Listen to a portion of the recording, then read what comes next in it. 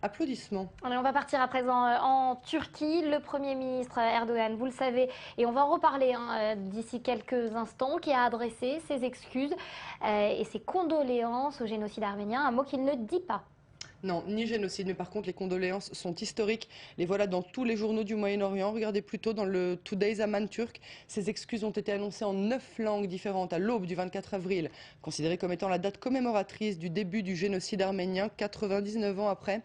Erdogan s'est adressé à la troisième génération de ces Arméniens qui ont perdu leurs proches en 1915 sous le régime ottoman. Nous souhaitons que les Arméniens qui ont perdu la vie dans les circonstances ayant caractérisé le début du XXe siècle reposent en paix et nous exprimons nos condoléances à leurs petits-enfants.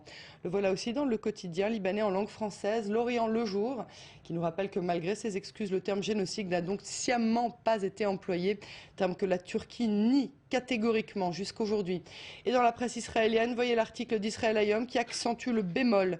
Dans ses excuses officielles, le Premier ministre turc précise que le massacre n'a absolument pas été réalisé sur une base ethnique ou religieuse. Les États-Unis caractérisent cette déclaration d'incomplète et même de cynique. Merci beaucoup, Yael, d'avoir été avec nous ce matin. Merci pour cette revue de presse.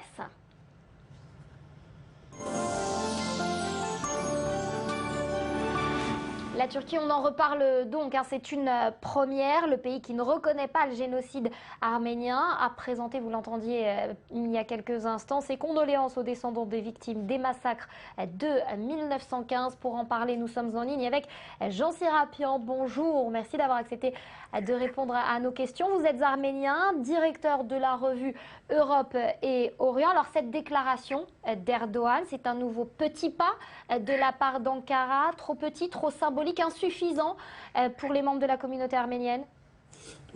Bonjour à tous. Donc, premièrement, d'abord, nous attendions beaucoup de ce discours d'Erdogan.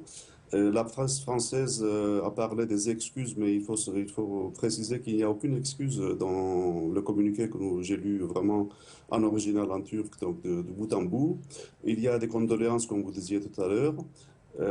Mais on aurait pu éventuellement applaudir ce message si il était sincère, comme par exemple le geste symbolique du chancelier Willy Brandt s'agenouillant devant le monument des victimes du nazisme à Varsovie en 1970. Ce n'est pas le cas. Et deuxièmement, comme vous l'avez souligné, il n'y a aucune remarque par rapport au mot génocide dans ce communiqué. Il parle du tehcir, donc du déplacement qui a donné lieu, entre guillemets, c'est ce qu'il dit, donc à des actes inhumains. Et puis il passe après, quand vous parlez de cynisme, je suis tout à fait d'accord, parce qu'à un moment donné, il dit, en Turquie, il y a la libre expression qui permettrait de la discussion de ces sujets difficiles, dont celui d'ici.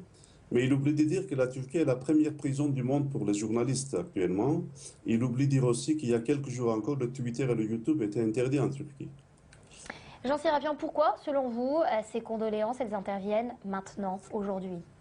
Mais il faut savoir que tous les ans, il y a une sorte de course-poursuite entre la Turquie et la diaspora et puis les autres pays du monde où ils ont reconnu le génocide arménien. À savoir qu'ils sont très nerveux à la veille du 24 avril et ils essayent de contourner la situation en envoyant des messages ou messages, je dirais moi, cosmétiques pour éventuellement arrêter, peut-être, entre guillemets, le tsunami des messages qui vont venir du monde entier. Et tous les ans, il y a 2 ans, j'avais vu les dirigeants turcs devant leur télévision, ils attendaient pour voir si Obama allait prononcer ou pas le mot génocide. Donc là, c'est une tentative pour dire, ouais, donc nous sommes en train de faire un geste, donc il ne faut pas trop être dur avec nous, et puis on va faire le nécessaire peut-être l'année prochaine. Mais disons Est-ce que que justement, est-ce qu'on peut imaginer que la Russie, l'année prochaine, au moment du centenaire, reconnaisse le génocide, prononce le terme? Est-ce que c'est réaliste? c'est toujours possible, comme ils ont fait d'autres. Déjà, la Douma avait reconnu donc, le génocide d'Arménie, ça fait partie des pays où l'Assemblée, le Parlement avait reconnu. Mais je vais vous dire une chose, depuis 99 ans, nous avons l'impression que la reconnaissance du génocide arménien est utilisée par les uns par les autres comme une sorte de chantage ou une sorte d'atout vis-à-vis de la Turquie. Et un peu, nous en avons marre d'avoir, vous voir que c'est un sujet qui est vraiment très sensible vis-à-vis des héritiers du génocide arménien Ça ne devrait pas être traité comme ça. Et donc, s'ils le font, c'est bien. Mais moi, je suis originaire de Turquie, donc je connais un peu la mentalité turque. Moi, j'aimerais bien que c'est la Turquie qui reconnaisse, parce que c'est là la clé de la situation. Ce n'est pas les pays étrangers qui vont faire pression sur la Turquie Et qui va cette changer. reconnaissance potentielle, elle risque de changer quoi? Elle pourrait changer quoi pour la société civile turque? Ah, mais, toutes nos analyses montrent que c'est une. D'ailleurs, mes amis turcs, les journalistes, les intellectuels le disent eux-mêmes, c'est une clé de voûte de la République turque, à savoir que la République turque a été fondée sur le génocide arménien et sur les cendres de 1,5 million morts arméniens, et pas seulement arméniens, d'autres chrétiens aussi en Turquie. Et aujourd'hui, il sent que ça bloque un peu c'est une sorte de point où psychologiquement ils sont bloqués là-dessus. S'ils reconnaissent cette faute qu'ils n'ont pas fait eux-mêmes, donc ça s'était fait sur l'Empire ottoman, à mon avis, ça va dégager pas mal de choses, même dans leurs relations internes sociales. Merci beaucoup, Jean Serapian, d'avoir accepté de répondre à nos questions ce matin. Je rappelle que vous êtes arménien, directeur de la revue Europe et Orient.